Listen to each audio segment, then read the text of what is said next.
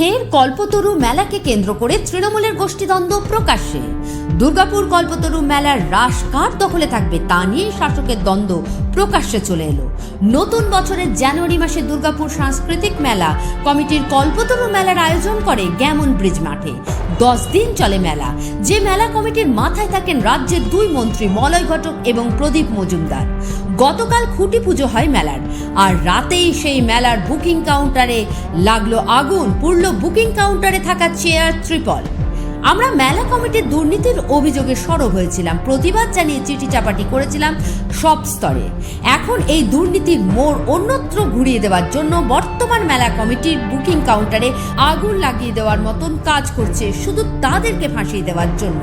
অভিযোগ দুর্গাপুরের 31 নম্বর ওয়ার্ডের তৃণমূল যুব সংগঠনের 2 সহসভাপতি। কল্পতরু মেলা কমিটির কোষাধ্যক্ষ দীপঙ্কর লাহা বলেন, যারা এই ধরনের ঘটনা ঘটাচ্ছে সেটা কাম্য নয়। রাতের অন্ধকারে যারা এই ঘটনা ঘটিয়েছে, যতক্ষণ না চোখে দেখতে পাচ্ছি সেটা আমাদের জানাতে পারছে না। অসামাজিক কাজের সঙ্গে যারা যুক্ত, রাতের অন্ধকারে তারাই এই ধরনের ঘটনা ঘটাচ্ছে, সেটা যদিও একেবারেই কাম্য নয়। আমি স্থানীয় ছেলেদের মুখে শুনলাম, প্রশাসনকে দিয়ে সেই জায়গাটি ঠিক করিয়ে দিয়েছি, এলাকায় যাতে কোনো রকম অশান্তি না বাড়ে। তিনি বলেন, এই ঘটনাটি তদন্ত সাপেক্ষ। এই ধরনের ঘটনা ঘটবে, এটা দুর্গাপুরের মতো জায়গায় একটা কল্পতরু উৎসব, ঐতিহ্যশালী উৎসব, এরকম ধরনের ঘটনা ঘটাটা কাম্য নয়, কিন্তু ঘটেছে। এটা দুঃখজনক ঘটনা।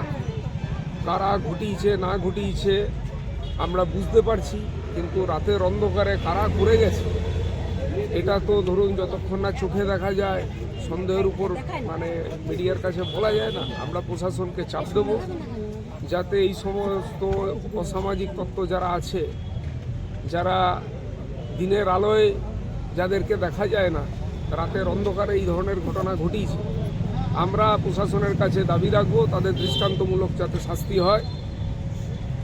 আপনারা কি থানায় অভিযোগ জানিয়েছেন? থানায় আমরা অভিযোগ জানাতে যাচ্ছি, এবং আমরা এটাও জানাবো যে ওরা জায়গাটাকে আবার রাতারাতি, আমি এখানকার স্থানীয় ছেলেদের মাধ্যম দিয়ে যেটুকু খবর পেলাম যে রাতারাতি আবার হয়তো শুনলাম যে সঠিক কিনা জানি না, প্রশাসন থেকে এসে আবার এই মানে প্যান্ডেলটার পেছনটা ঠিক করে দিয়ে গেছে। হয়তো তারা ভেবেছে যে যাতে এলাকায় অশান্তি না বাড়ে সেই জন্য করে দেওয়ার উদ্দেশ্য হয়তো করেছে, কিন্তু এটা কাম্য না। সঠিক তদন্ত হওয়ার পরে এই ধরনের ঘটনাগুলো ঘটলে ভালো হতো। Bureau report, activist Bangla, Durgapur.